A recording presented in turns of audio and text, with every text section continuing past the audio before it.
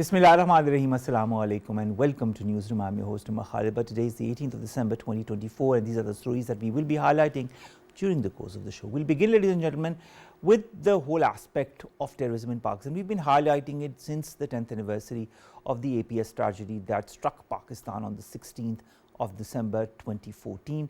Of course, 10 years have passed by, but the fact remains that terrorism with its various methodologies and dynamics is still creeping its ugly head as far as Pakistan is concerned, specifically when it comes to Khyber Pakhtunkhwa in Balochistan. What needs to be done, what has been done is very credible as far as Pakistan's armed forces is concerned, Pakistan's governments are concerned. But the fact is that such terrorist outfits continue to pour their ugly head or rear their ugly head from either across the Afghan boundaries or indirectly through other parts of the country. The fact also remains that despite all the efforts that Pakistan is putting in this endeavor, there are still outfits that try to destabilize Pakistan one way or the other, with of course the backing of certain elements that do not want Pakistan to be stabilized. This and more will be discussed in our first segment, Terrorism in Pakistan, 10 years since the APS tragedy. What have we achieved so far and what more do we need to do? Our second segment, ladies and gentlemen, concerns an equally important issue, and that is climate change.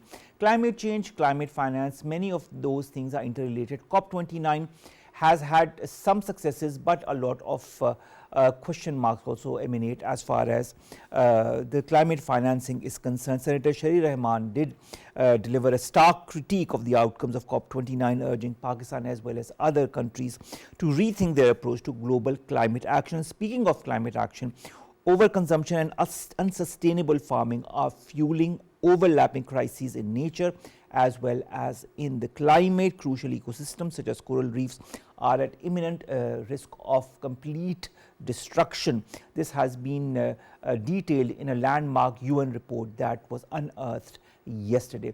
This and more will be discussed in our second story. Then we are going to talk about the martyrdom anniversary, the 53rd rather martyrdom anniversary of Lance Naik Muhammad Mahfouz, who laid down his life for the defense of the motherland in 1971.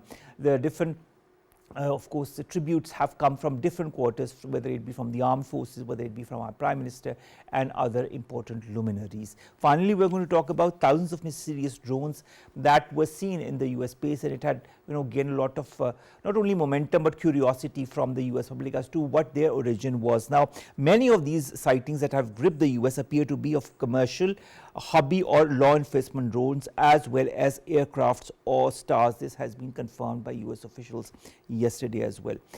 This will be our last story. Let's begin with our first segment, and that concerns terrorism in Pakistan 2014 to 2024. What has Pakistan achieved as far as its counter-terrorism strategy is concerned? What more needs to be done? And how important is the resolve of all the stakeholders of our nation to thwart all attempts by terrorist outfits such as the Fitna al-Khawarij and others to destabilize Pakistan, of course their backers as well, in particular reference to India. We've been joined by two guests. Let me introduce them to you one by one. Brigadier retired Rashid Wali Janjua Sahab, defense analyst, joins us online. Also joins us online Hassan Khan, who's an expert on Afghan affairs. Thank you very much to both of my eminent guests to have joined us. I'll begin with you, Brigadier Rashid Janjua Sahab. 10 years since the attack on the APS in Pakistan, 10 years since we've had important operations against the nefarious outfits, but still these nefarious outfits continue to creep their head and try to destabilize Pakistan one way or the other. I'd like to understand what have we done so far in order to win this war against terrorism? 16 December was a very macabre and dastardly act, and which galvanized. I can't hear you properly, Brigadier Saab. If you could speak a bit loudly or maybe unmute your microphone. In the meantime, I'll ask the same question to Hassan. Hassan, I've just asked the question to Brigadier Rashid Janjua Sahab about 10 years since the APS, the war on terrorism that Pakistan has waged on all these outfits, and still we see events happening in Pakistan that try to, or have the intent of crippling Pakistan. But of course we have our forces who have thwarted most of the designs of the enemy outfits. How do you see Pakistan's fight in this war on terrorism 10 years since the APS? Thank you very much, Batsa. I think it is no doubt, as you stated, that every year the Peshawar Public School attack, it reminds us of the immense sacrifices which the people of Pakistan, the security people, the police, and almost every segment of society has offered to fight this menace. Yes, following APS, drastic decisions were taken, especially the political leadership, the social and the military leadership sat together, and they come up with a comprehensive plan, which was then called as National Action Plan. And it was supposed to be implemented across the country and across the board, whether it was in all the provinces. And we were quite successful post APS attacks. Since 2018 onward, I think we have flushed them out. Their command and control structures were eliminated. The entire tribal belts where they have erected their structures, and which were almost in their hands, right from up Bajawal agency down to South Waziristan agency. And I think the security people, the security operations, the kinetic operations were conducted in almost each and every tribal districts, and we were quite successful. But unfortunately, recently, what happened across the border in Afghanistan, when Kabul fall to the Taliban, the Taliban movement, following that, since 2000, I think it was in August 2021. Since 2021, there is another, I think, surge of these militant attacks on this side of the border, and there are reports that after the fall of the fall of Kabul and the establishment of the interim government of the Taliban, now in most of the places, the fence which was erected by Pakistan, spending billions of rupees. At places it has been broken, and at places it has been stolen away by people across the border, definitely with the connivance of the of the Taliban officials or their security border security guards.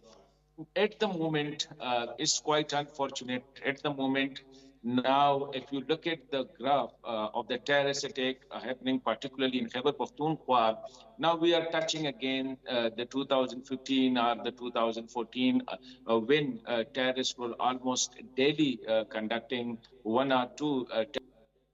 All right. We were just talking to Hassan Khan, and of course, Hassan Khan was explaining to us what had happened in 2014 and what subsequently the Pakistani armed forces and the Pakistani government did, and of course, all the efforts that the Pakistani armed forces and the Pakistani government had formulated under the National Action Plan, and how different wars on terrorism were waged against all those terrorist outfits. But a lot of people ask the question, why 10 years down the lane still in 2024 we have incidents like these happening in Khyber Pakhtunkhwa and in Balochistan? Is it due to certain policies of previous governments that led to the fitna entering Pakistani territories, and then trying to restart what they had waged a couple of years back? Hassan Khan rejoins us. Hassan, you were talking to us, but of course the line was disconnected. Yeah. So I was saying that these major happening occurred. One was across the border in Afghanistan when the Taliban took over, and the relation between the TTP and the Taliban, particularly the Haqqani network. Now the TTP peoples, which we call Khawarij, they are enjoying a free movement across the border in the entire Afghanistan, and the TTP major fighting force is in the areas It's like Paktika, Zabal, Khost, etc., which were and which still are in the virtual control or influence of the Haqqani network. So the Haqqani network and the TTP, once they were very close and they were fighting, TTP was a sort of conduit for the Haqqani network in provision of men and material when they were fighting against the former regimes of Dr. Ashraf Ghani or Hamid Karzai. Now they are almost in the areas, as I mentioned, in these 4-5 districts. Now they are quite active there. And in places, I have confirmed these reports, in places they have stolen the fence, they have cut it off, bringing heavy machines there with the generators, cutters, etc. So now, unfortunately, if you look at the areas like this Paktika, Khost, etc., on this side of the border, we have the southern districts of Khyber Pakhtunkhwa, right from Waziristan up to this Kohad. So these areas are currently, again, the terrorists are very much active there. And you definitely will be hearing on daily basis, there are a number of intelligence-based operations are conducted in these areas, and the terrorists are being targeted, they are being killed, and at the cost of, I think, our security jawans and officers, they are laying down their life. All right, Hassan, now we'll continue talking to you, but we've also been rejoined by Brigadier Rashid Wali Janjua Sahab. Brigadier Sahab, I'd like to understand the reasons behind the marked escalation as far as terrorist attacks over the last 5 years is concerned, whether it be targeted killings, suicide bombings, or attacks on security installations, whether it be Khyber Pakhtunkhwa, whether it be Bajor, whether it be Balochistan. Most of these attacks have been claimed by various factions of banned outfits, most of them by the Fitna, which now seem to be better equipped or maybe more organized, to say the least. In the last 5 years, they have carried out more than 2,400 attacks, most of them in Khyber Pakhtunkhwa, and law enforcement agencies have been their main targets. What, in your point of view, is the basic reason behind this uptick? The basic reason is the inability of Afghan interim government to control these non-state actors, and they themselves are facing a lot of problems. Now you saw that Khalil Haqqani's assassination. This is a handiwork of ISKP, and one of their factions has accepted that. You see, there is a complete disorder, despite the claims of Afghan interim government that they control the whole territory. Definitely, for the first time in 2 decades, the entire Afghanistan is under one control, one administrative control. But at the same time, there is a lack of capability of Afghan interim government to control the activities of ISKP, because TTP and ISKP, they are having linkages. They get recruits from each other, they get strength, they get training help from each other. And the ability of Afghan interim government has its 2 main factions now. One is in the north, where the Haqqanis and the others, they hold sway. And then it is the temporal and spiritual power that is concentrated in Kandahari faction, Heptullah Akhundzada. The issue is that both have differing interpretations and differing opinions on how to deal with Pakistan. Unfortunately, we haven't been able to make the requisite ingress, and we, despite our best positive engagement, have not been able to persuade either of those factions, neither Haqqanis nor Kandahari faction, to reign in TTP. Kind of a amar or order was passed by Mullah Heptullah Akhundzada to stop TTP from attacking Pakistan civilians and law enforcement agencies. But no religious decree, fatwa what we call, has been issued by their Darul Fatawa. That is one of the main reasons that there are secure sanctuaries from where they get armed. They've got the best possible arms. And then there are external forces which are directly helping them. There are Indian conduits which are open to them. We have very tangible and concrete evidence now that Indians are directly supporting TTP. Unfortunately, the inability of a Afghan interim government to stop this, inflow of the arms and the ingress of terrorists from across the border is directly impacting us, and it's complicated the whole mosaic.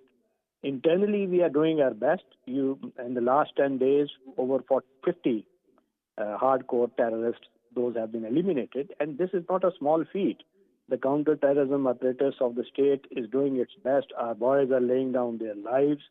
And, they are, in fact, at this point of time, quite overstretched. They've been fighting this menace for very long. But unfortunate fact is that despite all those efforts, this spike in the violence, it gains renewed vigor from across the Afghan frontier. And there are extraneous factors which are geopolitical in nature, in which certain external forces would like to keep this pot boiling. And it is from that point of view that Pakistan has to lean on the allies and perhaps find a regional solution. When we look at the region, the quadrilateral forum, which comprises Pakistan, Iran, and Afghanistan, that is also not working. The Moscow format, because of the preoccupation of Russia with its own problems, has not been... As far as the international efforts are concerned, but Hassan, I'd like to understand, when you look at the number of casualties, when you look at the 1,500 and 1,627 security personnel killed in militant attacks between January 2020 to November 2024, it raises a lot of questions on what more needs to be done as far as our counter-terrorism strategy or narrative is concerned, because the way these outfits are operating is changing with more or less every passing month. At least their tactics are changing. In your point of view, what needs to be done? Where do we need to formulate a holistic approach as far as our counter-terrorism narrative or strategy is concerned? What's your take on that? Yeah, but this is a very crucial question. So I think so far, unfortunately, yes, Afghanistan has a fair share in it, and definitely other countries, as Brigadier Saab has pointed it out, maybe India's, maybe other countries be supporting the TTP, because there's now the Afghan side is.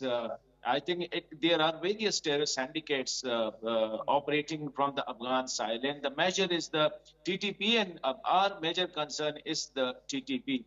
All right, I understand what your perspective is, Hassan Khan, but and of course we will be discussing more on that issue in the coming days as well, because we see these banned outfits continuing to at least try to wreak some kind of havoc as far as Khyber Pakhtunkhwa and Balochistan is concerned. Thank you very much, Hassan Khan, to have joined us.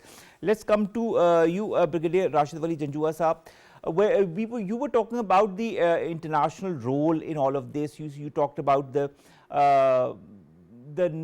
non-success, let's put it that way, of different fora that were put up in order to curtail these very activities that have been emanating from Afghanistan. I remember very well on the sidelines of the United Nations General Assembly in September, there was a quadrilateral summit that took place in which important countries including Pakistan took part. There are other fora also that are highlighting the Afghan issue and this terrorist outfits escalation and their presence within the Afghan territories. Whose responsibility does it become? Is it just Pakistan's responsibility, Brigadier Saab, as far as reining in these terror outfits from the Afghan territories, or preventing them from wreaking more havoc in Pakistan and other regional countries? Isn't it the responsibility of other important regional and international players as well? And most affected are we, because Afghanistan and Pakistan are the main protagonists in this equation. And the other countries like Iran, Central Asian neighbors, they are also the stakeholders, but they don't have these problems. This TTP problem is ours, and we basically would make use of all necessary forums.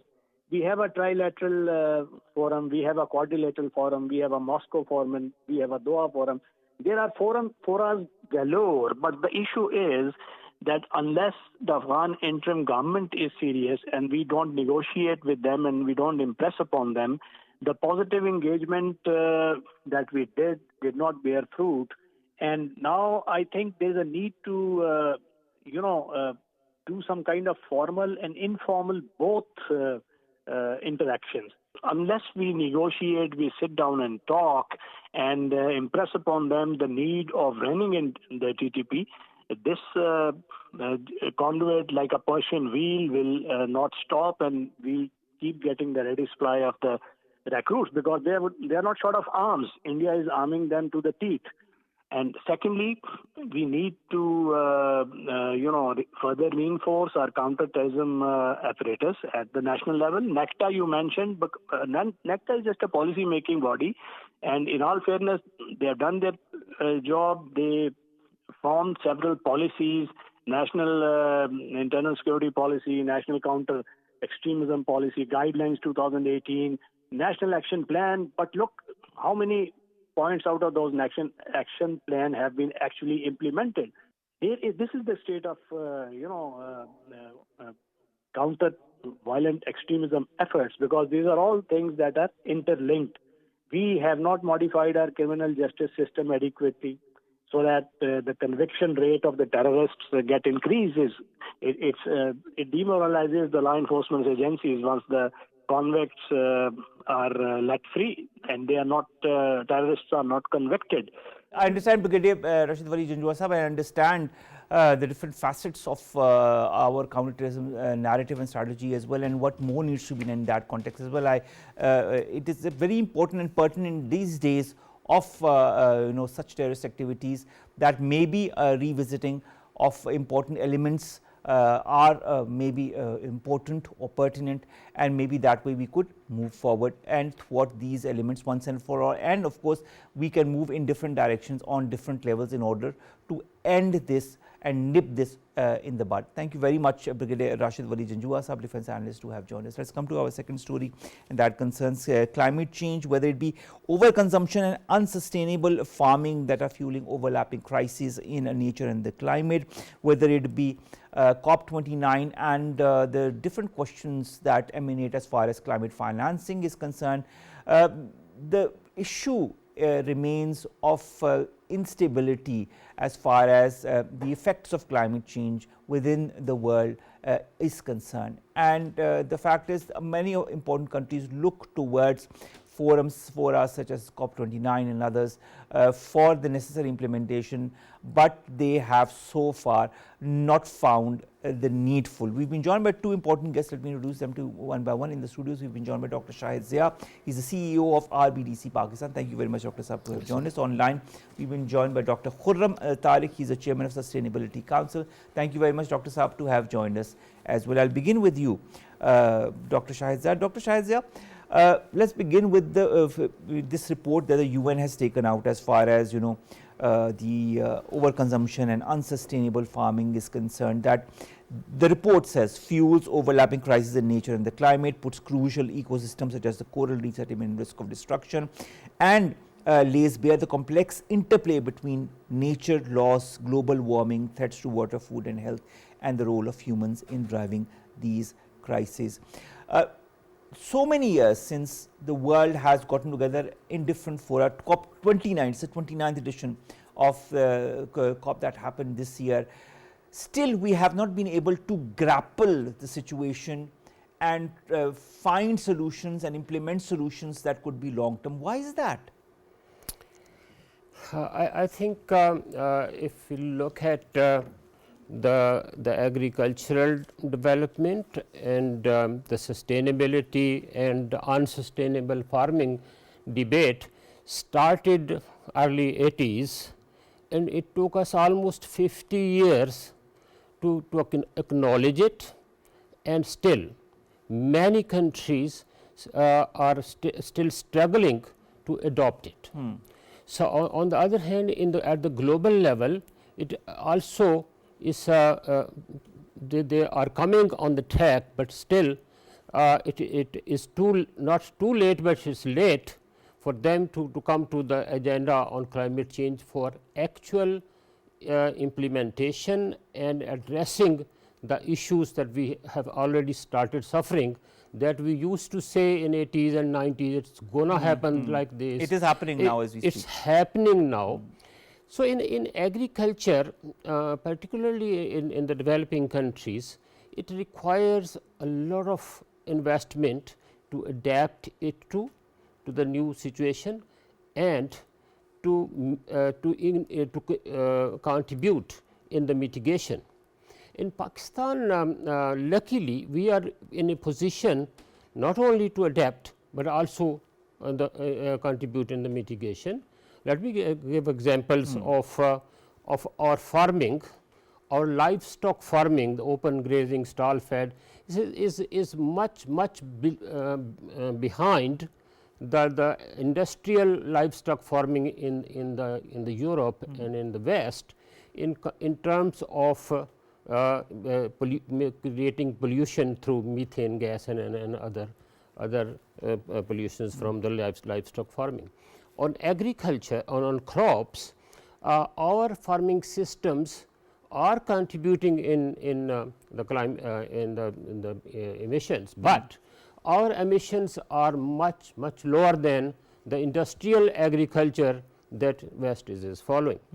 But we need support, technical and financial, as it requires huge. But you know, the fact is, Dr. Shahid, the technical financial support is something that the world has been talking for 29 years, and still, despite all the pledges, nothing concrete has been done. I'd like to understand, Dr. Khurram Tariq, how can the global community, in your point of view, work collectively to address important issues such as the overlapping crises of nature loss, of climate change and biodiversity degradation, as has been highlighted by this UN report that was taken out yesterday?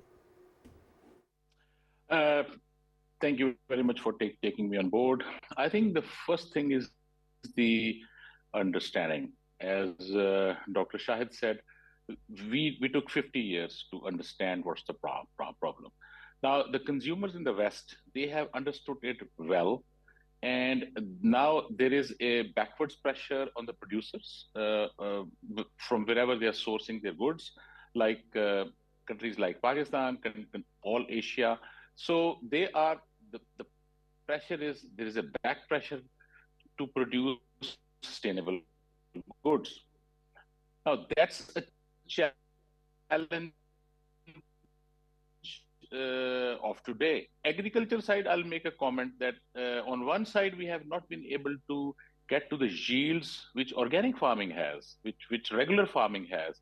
And the world has actually grown out of that, gone into the best practices, and now they have burnt out their land. So we are kind of in a paradox. On one side, our yield is maybe 50 to 60% of the world average. And on the other side, the practices which have been used in the West now have to be curtailed and now have to go back to organic farming. So as Dr. Shahid mentioned, it's kind of a blessing in disguise that we have not been able to reach there, and we are not a total GMO country. But the yield is not there. All right. Dr. Shahid, I'd like to understand also what, in your point of view, I mean, we've discussed this before as well, are the immediate measures that need to address tipping points in, for example, avenues such as fisheries, farming, fossil fuel use that could contribute to, the collapse of the ecosystem, as has happened in many other countries as well, and climate change. Can these immediate measures be applied globally, or will it change from region to region? I think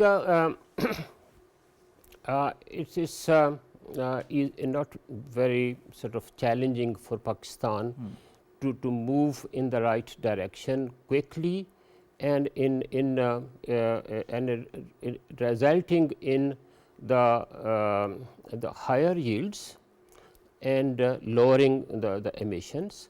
And I always argue that though we say that we cannot address the global issue at the local level, but local microclimates could be changed through the larger sort of steps like billion tree initiatives. We have to have many initiatives like this in all provinces, but on agriculture, regenerative agriculture, like we started last year, and now this year we have almost 10,000 farmers already trained, and they are moving towards that. We when we were talking it 10 years back, our research and agricultural education institutions were not even able to believe that it can happen.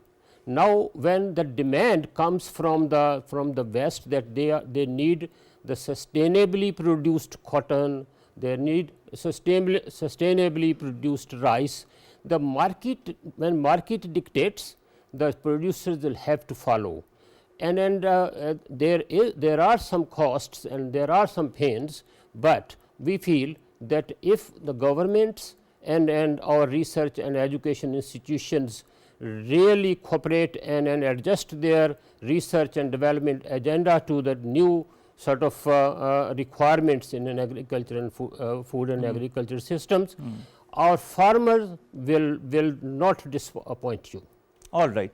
They will not only produce more, they will produce better. All right. So let's hope for that. Dr.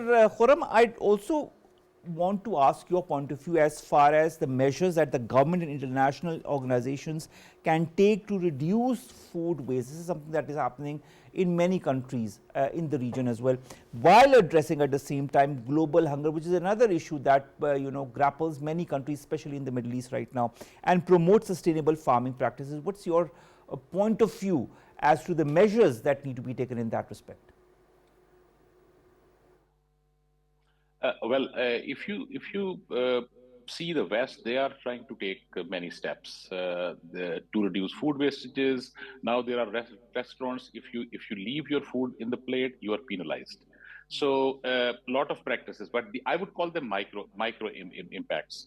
It's the policy and its implementation. And if you look at Pakistan, we came out with the first national climate change policy, I think in 2000, back in 11 or 12. Unfortunately, it was never implemented. It was a very elaborate document, which was then upgraded in 2021. And everything which businesses need, everything which agriculture needs, all the sustainable practices were put in there. Great document. Unfortunately, it could not be implemented. Then we came out with a water resource management policy 2018. Unfortunately, it could not be implemented. So our issue at the moment is if we have to do our microclimates, as Dr. Shahid mentioned, we need to implement those great pieces of documents already developed, already in place, in practice. If we don't do that, you see, it's not about climate change alone. It is also about now economy and climate are linked.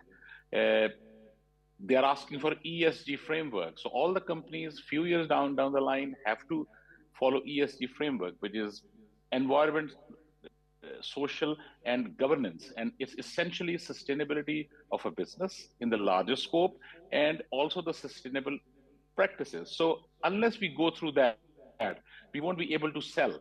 So we need to change and the government needs to implement the policies which are made by the experts already in place. All right. Dr. Shahid, you must have, I mean, it was a very able comment as far as what needs to be done is concerned.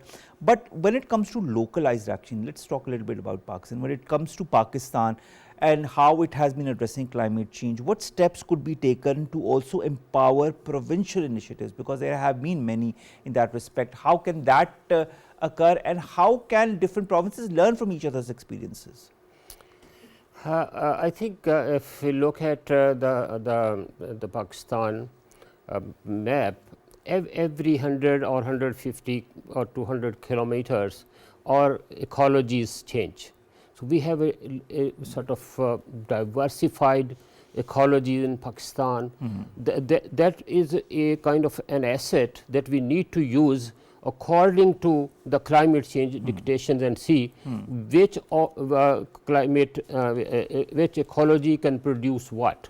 Our policies and programs, particularly at the provincial level, even provinces should go for the district level to see which kind of crops and niche sort of product they can produce.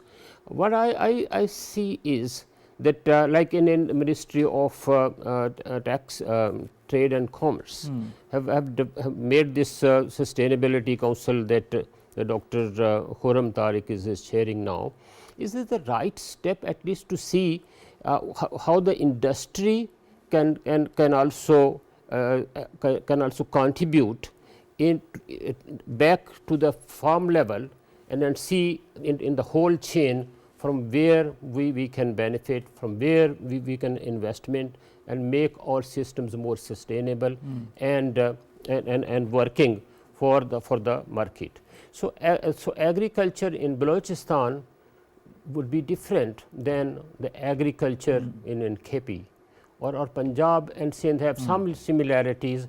So these are the kind of experiences and learnings that we can share, from where like the drier areas of Punjab can learn a lot from maybe South Sindh and Balochistan.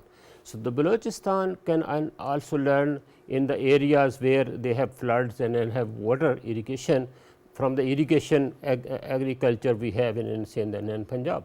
So these lessons are there, but our agricultural institutions have to be transformed according to the new requirements of this century, and our teaching and research agenda should be really relooked at and to support the change we want. All right. Requirements of the new century is what Dr. Shahid Zia points towards. Dr. Khurram Tariq, when it comes to requirements of the new century, one of the biggest thing that comes to any requirement when it comes to climate change or the measures that need to be taken is financing. Climate financing is the need of the hour and has been highlighted many a times at the different important moods, especially the COPs. Now, speaking of COPs, Shari Rahman Sahiba has criticized the outcomes of COP29 and has urged Pakistan and other global South nations to rethink their approach to global climate change. I'd like to understand, do you agree with the way Ma'am Shahid Rahman has criticized the COP29 and how it has failed to meet the global climate expectations? How do you feel, in your point of view, can these summits be made more effective? Because we've seen in COP28, we've seen in COP27, so many pledges made but not implemented. I actually agree with her, and I'll give you an example. They did an analysis of the carbon footprint of the Paris when the Paris Agreement was done, and they found out that the amount of change expected in year one, the carbon footprint of the conference itself was a higher footprint. So we are working in paradoxical terms. This is none of the priorities. This is none of the priorities. So this agenda comes after the regular economic, social agendas. So unfortunately, it's still on the back burner. And one very important question, which is actually haunting, is that have we crossed as our planet, have we crossed that level where this climate change is irreversible? So there are two schools of thought on this. One says yes, and one says that we are about to cross that point. So then climate change mitigation, we will only be flattening the curve, getting towards that disaster. We will not be able to stop it. So it's something urgent, something very important. The slow pace will not work. It has to start from every home, every person, every individual, from bottom up. It has to start from an individual level, and it has to trickle down to the society and move more broadly. But the fact is, at the whole base of it is proper climate financing, and for that the important global leaders need to be more cognizant and need to transform all these pledges into action. Thank you very much to both of my guests. I'm really sorry we're a bit short of time, or else we would have discussed a little bit more. Dr. Khurram Tariq, Chairman Sustainability Council, as well as Dr. Shahid Zia, CEO of RBDC Pakistan, to have joined us here in the studio to discuss climate change. We'll continue discussing climate change because this is something that is extremely important. Let's talk about the last two topics very, very quickly. The first concerns the 53rd martyrdom anniversary of Lance Naik Muhammad Mahfouz, was observed today across Pakistan in the 1971 war at the Wagah border. His assault on enemy positions, despite insurmountable odds, stood as a profound testament to his exceptional bravery and steadfast devotion to the nation. He laid down his life for the nation, and the nation remembers him today on his 53rd martyrdom anniversary. Finally, thousands of mysterious drones in the US space that have been seen and caused a lot of commotion within the US public. Now there is an explanation as far as all of those are concerned. Many of these drone sightings that have gripped the US appear to be commercial, hobby or law enforcement drones, as well as aircrafts or stars. This has been confirmed by US officials as they move to bolster areas with more detection capabilities. Now, fewer than 100 of the more than 5,000 reported sightings in New Jersey and other northeastern US states merit an investigation. This has also been said by the officials at the US Defense Department, US Homeland Security Department, the FBI and the FAA. So some questions still remain. Some questions have been answered as far as these drone sightings are concerned. With that, ladies and gentlemen, we come to an end of today's newsroom. We'll see you inshallah tomorrow with stories, segments apparent to us here in Pakistan. Stay safe. Allah Hafiz.